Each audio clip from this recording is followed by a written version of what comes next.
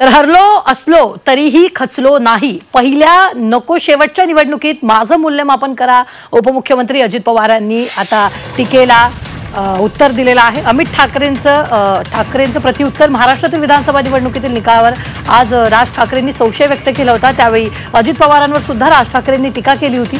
त्यावर अजित पवारांनी राज ठाकरेंनी स्वतःच्या मुलाला विजयी करता आलं नाही अशी टीका केली होती। त्यावर मनसे नेते अमित ठाकरेंनी जोरदार प्रत्युत्तर दिलं।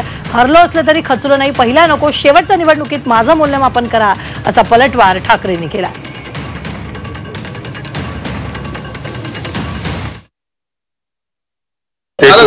त्यांनी त्यांचं वक्तव्य केलं, त्याच्याशी आम्हाला काय घेणं देणं आहे। जनतेने आम्हाला निवडून दिलेलं आहे।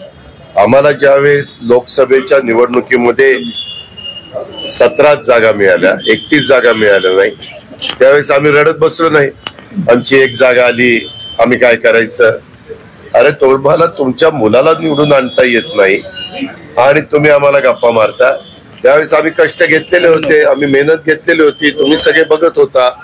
माझ्याही एका लोकसभेच्या निवडणुकीला माझ्या मुलाला निवडून नाही आणता आलं, दुसऱ्या निवडणुकीत माझ्या पत्नीला निवडून नाही आणता आलं।